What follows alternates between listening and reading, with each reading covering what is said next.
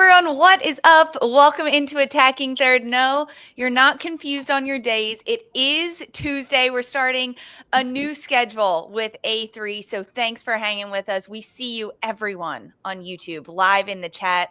Good morning. Thanks for being here. Like this video, subscribe. You can join the combo. It's a whole community we have going. Alongside Darian Jenkins, I'm Lisa Carlin, and we are very pleased today to be joined by the one, the only Jessica J. Mac, Jess McDonald. Jess, welcome in. There she is. I'm so pumped to work with you guys again. You have no idea. When I saw the list of people, I'm like, oh, my girls, let's go. Let's do this. Thanks for having me. It's a crew. I mean, you guys go way back, Dee and Jess. You live together, right? Didn't live together, but we were my rookie season in the NWSL. Jess was my roommate anytime we traveled, and she really talk about somebody to show you the ropes of being a professional athlete. I was very lucky that I got put with Jess. She was probably like, why the hell is this rookie being partnered with me as a roommate? But we ended up becoming fast friends, and now in retirement life, we're still really great friends. So it's been a big journey together. Jess, I enjoyed every bit of it. Are you kidding me? Yeah. You were a great rookie to have under my sleeve. Easy peasy. You don't have to lie, Jess. Oh, no. I worked with her as a rookie broadcaster. Oh, see, that's a different scenario. That one's a little more rough. Jess, what have you been up to? What have you been getting into? How have you been staying busy? Oh, are you kidding me? Y'all, I have a little tribe over here at the house. I have 2 different generational children, which is nuts. My oldest, he's about to be 13 on Friday. Crazy. Darian, I think you met him when he was about 5, which is nuts.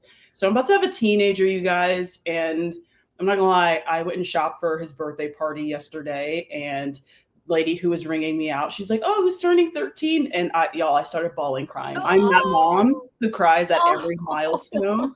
And then, as you guys know, you guys met him plenty of times, but my little one, he's 1 year and 3 months, and I'm with him all day. And it's been such a joy just watching his milestones as well in a different mindset as a mother, because I had Jeremiah when I was 24. I was more so in survival mode, whereas now much more mature, have my crap together, mentally, financially, I mean, you name it. And it's been a joy to be able to get this, second chance as a mom. And, I announced not long ago that I have a third one on the way. So I'm about to have 2 under 2. So y'all just send me good vibes just everywhere, So just pray for me. Send her good vibes. Yes. Oh man. Energy.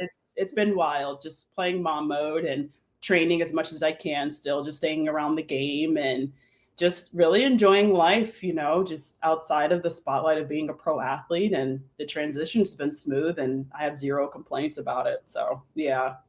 Oh, Jess, such a badass. I mean, congratulations. I mean, happy birthday to Jeremiah. Like, it's so cool to watch you in this different, era of life. I mean, you've been a mom for a while now, but congrats. I mean, 3? You're going to have 3 kids. That's crazy. Yeah. And I've been telling a lot of my friends, I'm like, I'm just trying to have me a little 5v5 team over here. TST is popping now. So, I mean, I might just have me a team at TST at some point. So we'll see. Yeah. What do they say? You're going to be having to play zone defense in the house. You're outnumbered now, kids by adults. Yeah, literally. Oh, gosh. Well, you're making your A3 debut today officially on the show. So welcome. It is so good to have you back. The chat is absolutely obsessed with you guys. I promise you, I'm more obsessed that she's here. I promise you. But it's good to see all of this, guys. Thanks for giving her your love. Now, as a little programming note for everyone, Attacking Third is going to go from Tuesdays and Thursdays, 11 a.m. Eastern, live on YouTube. But you can listen as a podcast anytime, anywhere you get your podcast. And then once the NWSL season starts, which is in about a week and a half, we are going to go live Sunday nights to recap all of the matches. So make sure you like, follow, subscribe so you get alerts when we go live, so you get alerts when new podcast episodes drop, because this is our new cadence. Get on the boat or we're going to leave without you, because it's happening. Today, we are diving into some fun, different topics. There's been an update with the Women's Club World Cup. We're going to fill you in on everything happening around the world.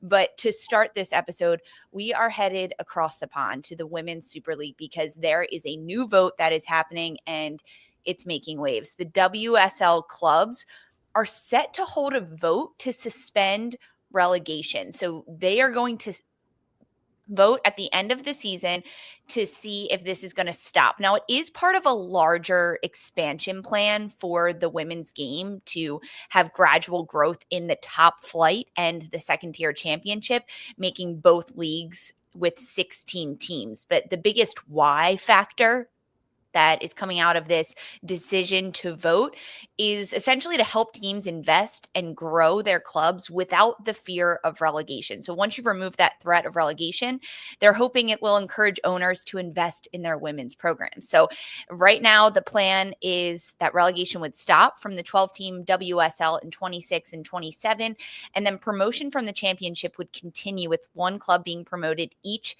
season for 4 years, resulting in 16 Women's Super League clubs. This is crazy, Jess. The news that this is dropping, it happened late last week, and the conversation is everywhere about what clubs are going to do, how they're going to vote. So if you were a voting member, would you vote to stop relegation from the WSL? See, I had to sleep on this question. This is very hard because I'm all for opportunity for the women's game, but for me, it's a hard no, just because when you think about European football, you look at the top of the table, the best teams, and then you look at the bottom of the table. I mean, they're just crushing and sweeping through teams. And obviously, those lower tier teams, they don't have the investment right now that they should. They need to add in more superstar players to up the competition. Whereas if you just allow all these clubs to come in, you have to think about the difference between, a Man United, Man City to the lower tier teams. And you don't want to have that team just being swept every game. You don't want to be that losing organization. And this is where I like to compare the NWSL being the greatest league globally for women's soccer, is because even though Houston Dash was last season, you didn't know if they were going to lose the game. And that's how incredible the competition is here. We have the best of the best here. And so with that being said, I think it's a no for me, just because of competition, fan base that they're going to bring, and I think lack of investment with these lower tier teams. I have to agree, Jess. I compare, my only comparison is really from, playing in France, where there's a huge drop off between the top 3, maybe 4 teams, depending on the year, depending on the investment from the men's side, which I know is different than how the US works. But the level of competition, we always talk like, we kind of can predict at the end of the Barclays Women's Super League season who's going to be in the top 4. There's always 1 or 2 teams that really get away from the entire pack. And I would love for these lower tier teams. We joke about Crystal Palace. I want them to be a good team. I really do. They have some Americans on their team. They have internationals that have gone to play there. Players that are coming up for the English national team are on that team. And I think if they have the proper investment, if they actually have the time to define their style of play, to get I don't know, just more of a sustainable background in their impression in the Barclays Super League, that's going to be a highly competitive team. And then when you know that that team is going to be there, you're going to get quality players that want to come join your team and face off against big competition like a Chelsea, like an Arsenal, like a Man United. And then that just breeds even better players for the English squad and for internationals to go and play in that league. I think they're still highly competitive, similar to the NWSL, but I do like the idea of bringing a team in that wins the championship after that year, and then they have some security to then be at that competition, develop their team, develop their squad, so that, hey, we don't know who's going to win. It's going to become a very entertaining league, in my opinion, and I'm for getting rid of relegation. Jess, if they don't get rid of relegation, which is what you would vote, your stance on this, how how do they make it more competitive? How do they make it so teams are actually competing? Because when you think about 2 seasons ago, Bristol City came up and they were relegated after 1 season in the Super League. Only 1 win, 6 points. And Crystal Palace, through 15 games or 14 games, they've only have 1 win. It's looking like they're going to be relegated. So how do you make it competitive, more competitive than it has been, top to bottom?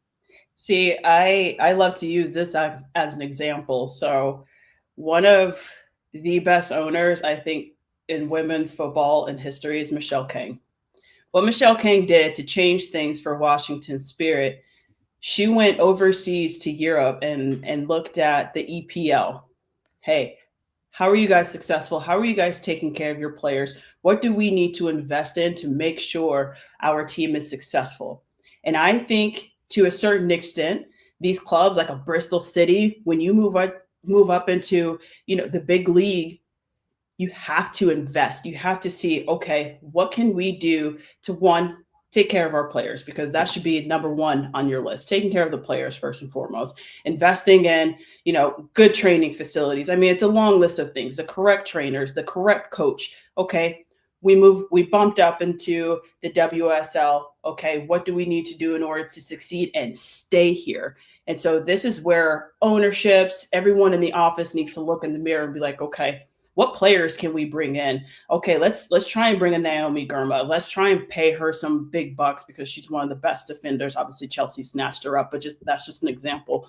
But you want to try and get the best players in the world, in Europe, to come and play for your club moving forward, knowing that, okay, we got bumped up. We have a whole offseason. We have a whole year to prepare for this next level. And so that's where investment needs to come into par. Okay, you guys proved yourselves that you deserve to be in this league.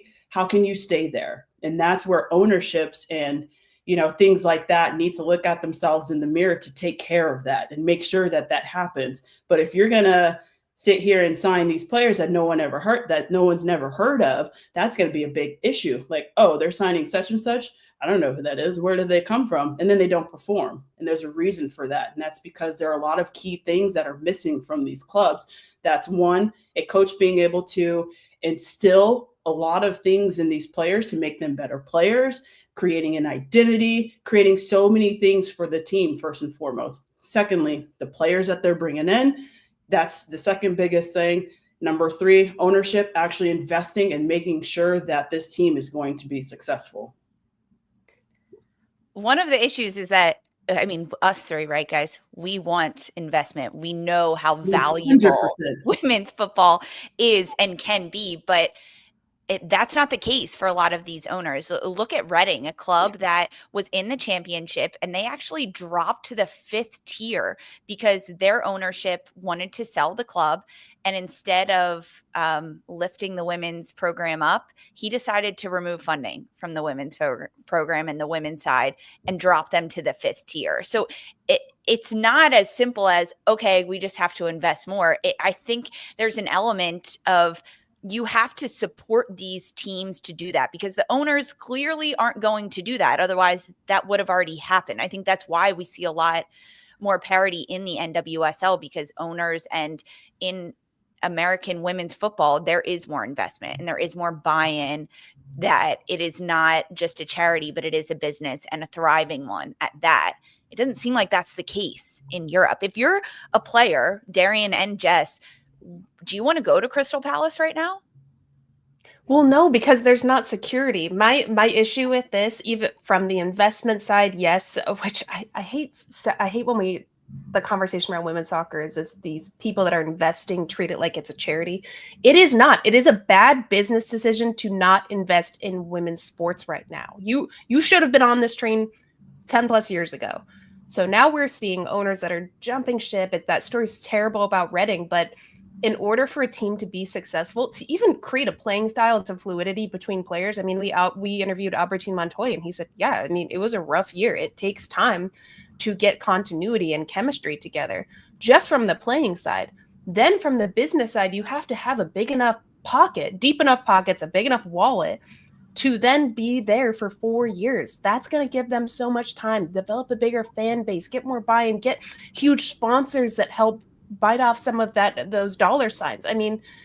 I think it takes time, and I don't know if the relegation, which we've seen happen over and over again after 1 year, allows that time for a team to properly establish themselves in the Super League. And I think that they need more time from the playing side and the front office, the business side. You just need time. So D, if they do vote to remove relegation, how do teams get promoted then, right? Because the system that they have set up right now is that there will be no more relegation, and for the next 4 years, a championship team would be promoted. And there's a bit of controversy around how they would get promoted. Would it be their play on the field, their finish of the season? Would it be a playoff? Would they implement a playoff system? What's the fairest way to get a team promoted from championship to the Super League? I think if you come first in the season, say there is a big competition, or you know what, your record over the last season, that is how you get promoted. To me, that's the merit of this team's being invested in. They have the players that are there that are going to carry them into the BWSL, into the first league, and that's the way, to me, where you create healthy competition, especially between the two leagues, that everybody has to level up. To me, it's a little simple that, you know what, they just have to be the best in the league. And that's how then you get to the next level of competition. Then there's more investment. Then it's, you know what, you have to be here for X amount of years. Let's see how you do. And then when you know that you're going to play in the Super League, Jess, I don't know about you, but that's a team that I want to go play for. That, hey, I know I can be part of something that's maybe going to take a year, 2 years, 3 years, but we're going to be a heavy hitting competitive team in the first league in England. And I totally agree. And that's the beauty of the game. It's obviously going to boil down to stats. Obviously, you got to be that number one team in order to prove yourself, to move up, to bump up. And with that being said, when it comes to, you know, being able to produce a good club, I love that role. That's one of my favorites. And so with that being said, I'd be all for playing for a club like that, knowing that in the future, they have a vision and they see success. Okay, how is that going to look? And if I'm a player who has played for a while, who's a veteran, you know, help show them the ropes. I love that type of role. And so with that being said, I'd be all for it, for that type of competition and that type of challenge as well. This is looking like a 5-year plan for this league, or 4-year plan, essentially. It would stop relegation in 26 and 27. And then they're saying that potentially relegation could be reinstated in the 2030-2031 campaign. It's not guaranteed, but just to make 16 teams in the Super Leagues. Why couldn't we just do it this year? Relegate 1 and promote 3 championship teams. Because it's women's soccer and everything's always backwards. Everybody loves to do it the most difficult way possible. I mean, prelude to what we're going to talk about the rest of the show, but my God, everything is such a trial and error. Let's try to learn from this mistake after watching the men maybe make it for years. Let's try it on the women. Like, I think sadly that is just what women's soccer notoriously goes through. There's a lot of other things that make sense, but I don't know. But that can be a whole separate conversation. It really could, Lisa. It's just too simple, you know. They like to add in a little bit of difficulty, so it's too simple. That's why. I just read somewhere that, like, if you have women in decision-making positions, you are like 35% more likely to get like a logical and like quick response that is settled peacefully. Yes. We'll see. They should call us to be involved in this vote. But actually, yeah. Well, I mean, we're split right now, 1-1. I would vote for relegation to be removed, at least for the short term, allowing for these clubs to have tangible investment, to know that, like, okay, we can have a bad year in the Super League, gathering our resources, gathering the style we want to play, having a coach. I mean, because when you look at Crystal Palace, their first year in the Super League, in the WSL this year, they've already fired their manager and had manager turnover. So you need a little bit of time as a club that hasn't competed at this top level to find your footing, at least to like steady the ship. And then you can build from there. And as a player, you're more inclined to go to a club that's investing in things if you know you have time. The voting for this has not even happened yet. It'll happen at the end of the WSL season, the end of April. We're only at match day 16 of 22. But the vote will need 2/3 majority of the vote. So at least 8 clubs in each division, the Super League and the Championship, voting in pro of this. We'll keep you updated, guys, as to everything that comes. You guys know where to reach us if you need our vote and if you need our opinion on it. We've got plenty more to talk about. We're diving into the Women's Club World Cup. There is chaos happening. Clearly, no women involved in this decision making. Stick with us.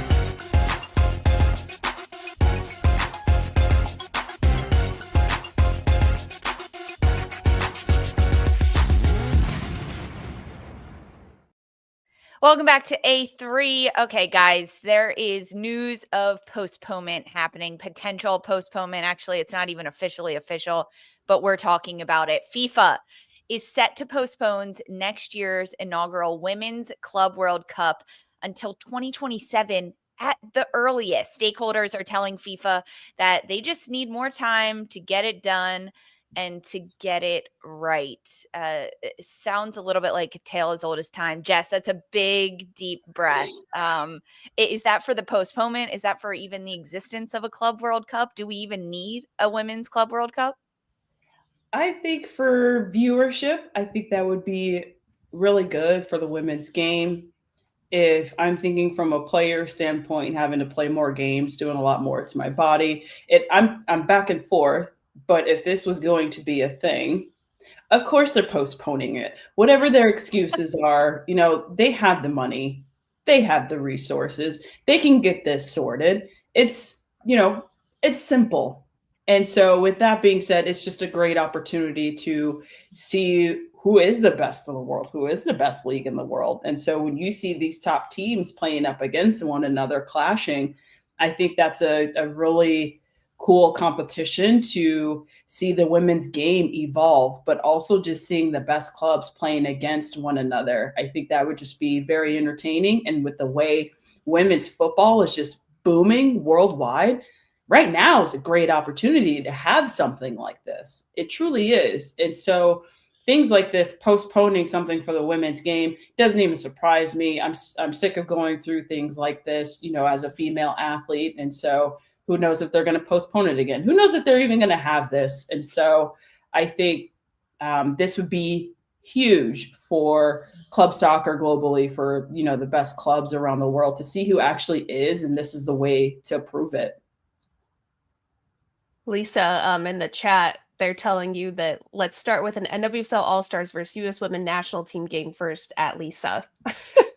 I would love that. I think there would be a little bit of crossover, though. Which one is Trinity Rodman going to play for? Yeah. Hey, good question. True. Yeah. With this Club World Cup, I agree, Jess. I think it needs to happen, especially because the conversation is, which is the best league in the world? Sandra talks about the crown rotating from NWSL to WSL to Liga MX to France to wherever else the crown wants to go. But the way that this structure was originally set up, it was supposed to be a 16-team tournament between January and February of 2026 that would run on a 4-year cycle, not on an Olympics or a Women's World Cup year. So it worked out pretty well initially. Now they're talking about replicating the men's game a little bit, which would be a 4 to 16 tournament taking place in between the 16-team tournament that rotates on a 4-year basis. But Dee, if they're rescheduling this to 2027, that's the same year as a Women's World Cup. I mean, players are going to prioritize the World Cup, right? I'm tired. Why the hell would at the earliest date be 2027? It's even ridiculous to say, because if we learned anything from the Summer Cup this last year during the Olympics, it wasn't a great tournament. I mean, you're missing so much of your roster to the Olympics, so much so that Gotham, who made it to the final, mind you, 2 NWSL teams made it to the final because every NWSL team got to play in this tournament and only 6 Liga MX teams. Gotham had to sign retired athletes to be on their team. They had to sign youth players to come be on their team just to make enough to make the roster requirement to play in this final. Why? If it doesn't make sense, it doesn't add up. If you can't bring the DNA of your team and the best of your team to a big competition like this, is it really serving the purpose of even having the competition? I mean, to play during a World Cup year is insanity to me. I'm sure there'll be something that goes on, but a Club World Cup, that should be when you have your full roster where we can really see the competition, because I am all for a Club World Cup. I love it. I would love to see the North Carolina play Barcelona. That's not just a friendly, but where there's something really on the line. Both teams are in good form in the middle of their season. But it really doesn't, the logic isn't logicking. I'm tired of it. Why are we saying 2027 at all? Who wrote that? Like, it's all confusing, but I'm not surprised. I mean, you mentioned Gotham last year competing in the qualifiers for the Club World Cup. That competition isn't even done yet, guys. We have the semis and the final coming up in just a few weeks. The team already looks different. It would have looked different from last season, 2024, to the semis in 2025, to what was supposed to be the Club World Cup in 2026, and now is ultimately 2027. So how do we possibly do qualifiers for a tournament that is so far out on a club team that's changing? I mean, you could also look at it national team-wise. National teams change, and the players and the rosters change from World Cup qualifiers to a World Cup roster, Jess. So how would you propose setting this up so that we could see best competition against best competition in club teams? Yeah, this is where it gets tricky, simply because the NWSL season is pretty different from all of the other seasons for other leagues globally. But I would like to see the best of the best play for these clubs at a time where you are at peak playing wise, because if a team is playing another team that's, let's say, in the middle of preseason, they're not fully fit, whereas competition wouldn't be as great. So can we find a date where, we can mesh these clubs in? Maybe the NWSL could have these games happening without being a complication with the actual regular season. So these other teams, is this ever going to be possible, Jess, considering the NWSL plays on a different schedule than the rest of the world? Yeah, I know. And that's the complication. You know what I mean? I want to see two of the best clubs, like, a Barcelona and Orlando Pride, to play when they're fully fit. Because a lot of the outside world, if you're not an athlete or if you haven't been in it, who's going to have more of an advantage over the other team. I want to see both teams fit in their season, at their peak fitness and going at it. So we can figure out dates. They like to make things difficult. We said simplicity earlier. It's simple. There could be an overall weekend where we can have these games happening instead of NWSL regular season games. There's a way to do things. There's always more than one way to do things, but one team coming to play in their off season in comparison to a team that's in season, competition wouldn't be as great. So, hey, we can figure some things out. We can tweak the schedule a little bit. Wait, Funky Old Medina, this is funny. Hilarious. Don't give me tickets to Broadway, and then when I show up, it's 6th grade understudies. Hey, retweet. Live in New York. I'm with that. I just think I posted something in our chat of, I wish I didn't say we, because it's not us. I wish that they didn't. Lisa, what show was it where we said we want things to change, like going into 2025? And I think one of mine was, don't propose tournaments that seemed half-assed, basically. Mm-hmm. Do not announce something with a date, with a timeline, anything to the public that, we've been calling for a Club World Cup. I think it'd be a great tournament. when you don't have anything set up? Why are you overselling something that could be incredible and constantly under-delivering? So just hold off, just wait a little bit. And also something that the men's league has done is they put a big pot of money in front of these players for incentive, for these clubs, for these players. If you win this, I think it's a nearly $1 billion. I don't know, that is like after tax or whatever, depending on where you live, but $1 billion as an incentive to win this tournament. There needs to be something like that, because yes, Jess, that scheduling and Lisa, what you brought up with the timing of the leagues is really difficult. But if you have something that will make a team or a league adjust a little bit to participate in this, because it brings visibility and maybe more sponsorship dollars to that league and that team, I think that would make the conversation a little simpler and people would actually adjust. But it's women's soccer. We don't know what the dollar signs are in front of this, if that was even considered before announcing. If there is even dollar signs. Yeah, exactly. Summer Cup last year, we were at the final, like, what's happening? Is there money on the line? I mean, there are so many different layers of issues that come down to it, but one of them that we can actually talk about here, besides the investment, right? We could shout that from the rooftops all day, but congestion. Is there a point where players just say, this is too much? Like, what is that limit where you would say, I'm out, I can't compete in all these different tournaments when I'm not in form, or if we're having this competition when, Jess, you mentioned on the calendar, you want it to make sense for you as a team and as a player to be in peak form to compete. But is there a point where you say, this is just too much for my body? Honestly, they've got to make it worth my while. I think at some point in your playing career, you know how to take care of your body. And with that being said, it's all about preparation, recovery, all of those things, diet. I mean, you name it. And so I think it would have to be worth my while.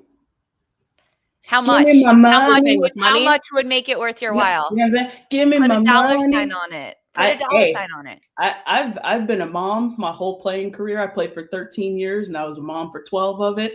So, I mean, I would have to look at, money for childcare. I mean, it's a long list of things.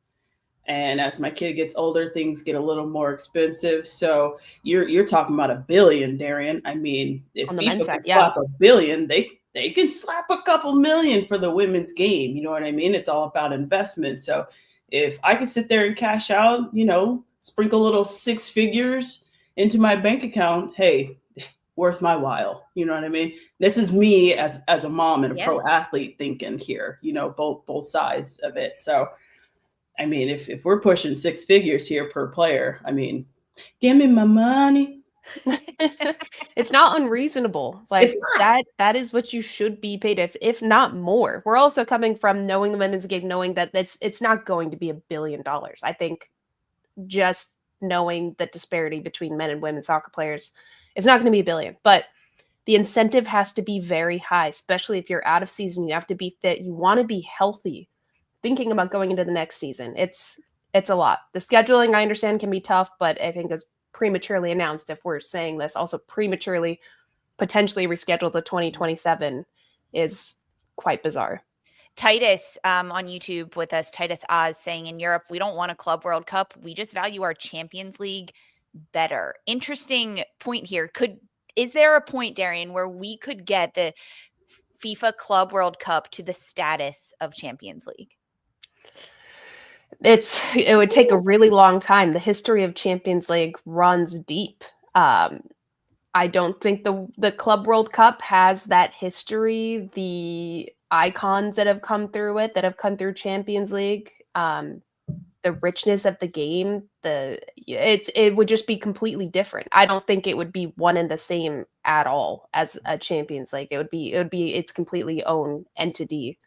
And as to like what that would mean to people's hearts as opposed to Champions League, I think it's incomparable. Yeah, we can't get there. I'm with you on that one. Yeah. It's going to take a lot of time. We're going to be a little older, a little grayer by the time, I think, if we see it happen. 20 years from now, we'll be like, remember. Logging back into StreamYard. Mark, roll the clip. I don't know why I became British. I'm not. That's just my old person voice was You're bad. gonna move to Europe in your old age and just get an accent, D. Yeah, I'm dead. I'm not. Roll the tape. Roll Roll smart. StreamYard won't even be a thing in 20 years. We'll just be like virtually AI chatting with each other. It's probably true. Seriously. The vote hasn't happened yet. We'll see what happens and keep you guys updated on the FIFA Club World Cup. Right now, it's set to be postponed until 2027, but there has been no new announcements or details actually since the original one that announcement came back in May of 2024. So the semis and the playoffs are still set for a couple weeks from now. We'll talk about we'll preview them. We'll get you up to date on everything that's happening there. Okay, guys, don't go anywhere. We're closing out the show. Next, stick with us. Plenty more to chat about.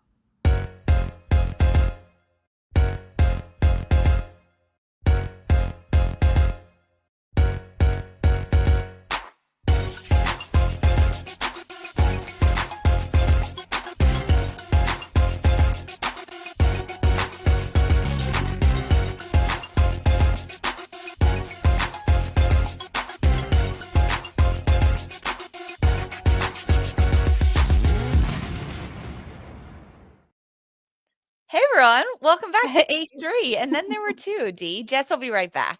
Don't worry, guys. She'll be right back with us. In case you missed it, news and notes, the things that are happening. This is a big one, D, because Gotham FC, they are in advanced talks to sign Brazilian forward Geyse on a loan move from Manchester United. This is potentially a big move for Gotham, but it does pose some question marks where they're getting all their international slots from. But Jess joining this Gotham front line, where does she fit into how Juan Carlos Amorós wants to attack? To me, she's an ideal player. That she seems like she has that Coach Juan Carlos Amorós style of play. She's incredibly technical. She has really great vision. She likes to combine with those around her. She's there with some teammates, Gabby Portillo, Bruninha. I just wonder, Gotham did have champagne problems last year. I know we're not supposed to really call it that, but I mean, that's what it seemed like. They had too many superstars and not enough spaces on the field to play them all at the same time.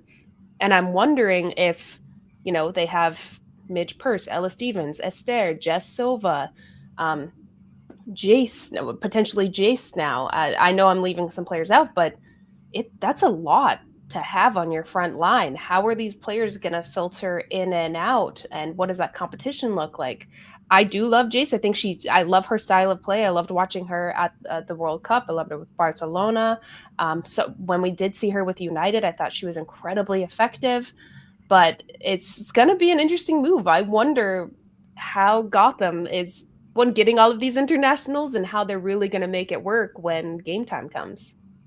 I just looked up their roster. I think they have 7 internationals already rostered on their thing. And Katrin Berger, Bruninha, Jess Carter doesn't count. Stella, Esther, Gabby Portilla, Jess Silva. Okay, 6. Yeah. Geyse would make 7. That's a lot of attackers. It's a lot. A lot of attackers. I mean, if I could bring her to my team, I absolutely would. But how does everybody filter in and out on this squad? 2024 was a big learning year for me watching Gotham of you can have too many sick ass players on your team and they're going to leave when they're not getting the playing time they rightfully deserve. Not to say someone should have played more of the other, but champagne problems. That's tough, but we shall see. Are we potentially going to see the same thing that we saw last year, Jess, with Gotham, where they just have too many starting talents and it's tricky to find the right puzzle piece fit on the pitch? Yeah, I think it's going to be the same scenario this season. I mean, would Juan Carlos have to make the decision, putting maybe some of the players in a different position? Who knows what that looks like? I love seeing a coach develop a player who's played a certain position their entire lives and being able to transition them elsewhere. So you never know what he's got in his back pocket, but I think it will be probably the same scenario as last season because you don't want – they're stacked.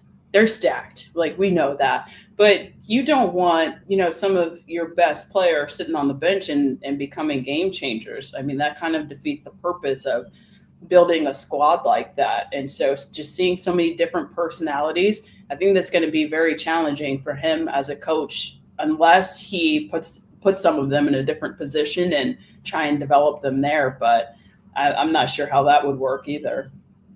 A player like Jess specifically, who's coming over from United, she wants more playing time. She wants to start. She wants to contribute significantly on the pitch. She spent a chunk of time this past season leaving United due to some family situations and a death in the family, sadly. So she went back to Brazil, but she wants to play and start. And there have been a lot of talks about her moving. Seems like almost a bit of a lateral move to go to a team like Gotham that is so stacked, specifically at the forward position, when there are potentially other spots where she could be a consistent starter, which is what she wants to do ultimately, and play consistently. We'll see. The NWSL season starts in about a week and a half, and then 10 days after that, the international window closes. So Gotham's got to sign some paperwork, dot their I's, cross their T's, all before that happens. And of course, we'll let you know when that does, or if it does happen. Some other big news, U.S. women's national team. They've announced some new friendlies this year. So upcoming matches include in the April window, they're going to take on Brazil, and then just announced that the U.S. will take on China PR May 31st in St. Paul, Minnesota, and then June 3rd in St. Louis. Now, Jess, we just saw Emma Hayes and the She Believes Cup with the U.S. women's national team, where there was a lot of inexperienced players under 5 caps getting their first call-ups, their first caps, first experience. With these 2 windows coming up in the FIFA window in April and then the end of May, beginning of June, do you expect Emma Hayes to bring in young U23 players to get experience, or do you expect more veteran players to make these camps and we're starting to see the full team put together? I think she will sprinkle a little bit of veteran, because you need experience on the field first and foremost. But what she's trying to build leading into this next World Cup is she's kind of hitting that refresh button here. And, she did it for the Olympics, proved herself as a coach, and now she has a big decision to make. I think she made the right decision during the She Believes Cup to give these players the experience, but the more experience these players get at the international level, because competition is just very, very different than, just playing pro for your club. And so I think with the best players who were in the She Believes Cup, I think she needs to bring them back going into these friendlies this year, especially going up against, the likes of Brazil, who's one of the best teams globally. I think it'll be good competition for these young players to learn and to grow at the international level.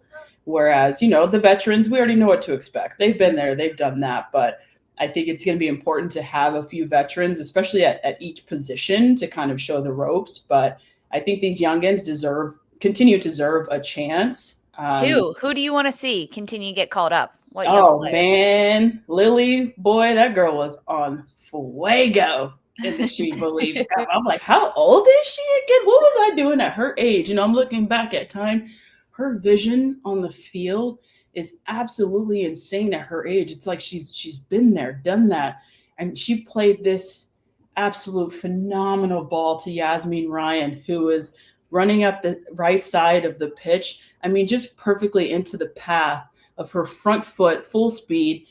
She just opens up her body and just dinks it over the back line. And I'm like, oh my gosh, what a ball, because we salivate as strikers for balls like that. I was going to say, how much do you want to be on the end of that? Oh man, we dream and we salivate for balls like that. When you're at full speed and you're making a run and you can make that, and you have a midfielder who can thread the needle. Oh my goodness. And then she assisted to Cat. Oh my goodness. The play was just phenomenal. So Lily was probably one of my favorite players to watch throughout the She Believes Cup, because she was just absolutely phenomenal. Who else? Who else are you thinking? Who else? Oh, I would love to see Yaz out there. Yaz deserves it. I want to see a little bit more Kat, watch her continue to develop in the international level.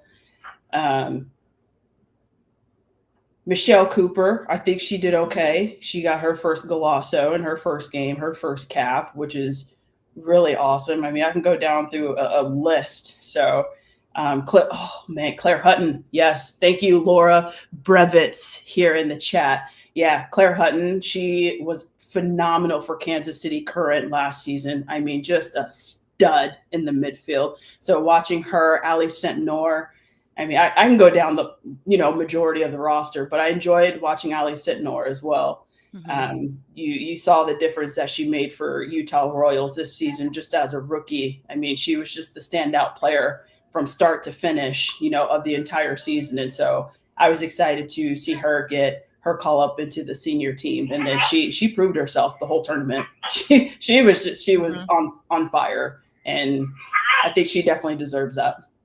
Is there anyone that doesn't, maybe, that was like, ooh, you're not quite ready, that maybe shouldn't get a call up this spring?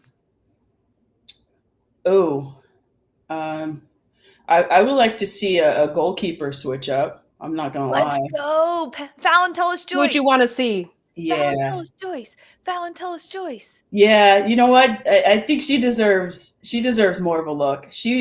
She was actually a pain in the butt to play against. I'm not gonna lie. And that is, that's obviously credit to her and what she brings to the table. So, I would like to see her get some more playing time, because I wasn't super impressed with the goalkeepers throughout the tournament. Here's somebody that I think we always kind of skim over, but to me has the best feet of a goalkeeper I played against, Aubrey Blestow. Yeah. How does she not get called in? To me, how she performed in the playoffs, watching how the Spirit play, she has to build out. She has to be consistent with her feet. I mean, to me, it's surprising that she doesn't get, I feel like she hasn't gotten any grace from when she was getting called in. And maybe in training, it didn't show up the way that they wanted her to, but I think she's proven that she should be a player that should be considered in that goalkeeping position. That's a good shout, Aubrey Kingsbury. Oh, sorry. I gotcha. These name changes are tough. I know. Are tough. Yeah, that's a good one. Between Jess, when you watch She Believes Cup, between Campbell and Murphy, did one stand out? Or I'm sorry, Murphy wasn't in there. Campbell and Mandy McGlynn. Hot. Sorry, McGlynn. What is it?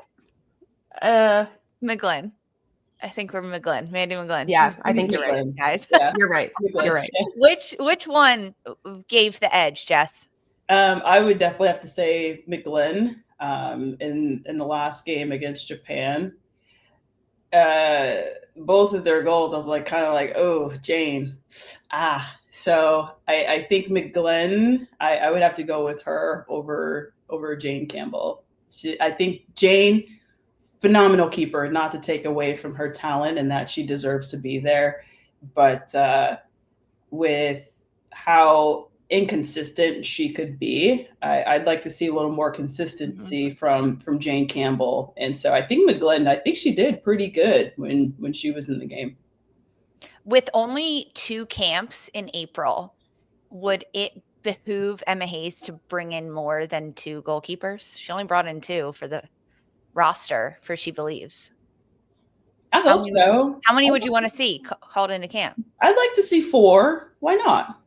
I think, more goalkeepers deserve a chance. And, she's bringing all of these new faces into the squad. And so I think she should continue doing that, especially at the goalkeeper position, just to give them that opportunity and give them that experience. Mark your calendars. U.S. Women's National Team matches April 5th and 8th against Brazil, and then May 31st and June 3rd against China PR. More to come from the U.S. Women's National Team and, of course, from our Jess McDonald.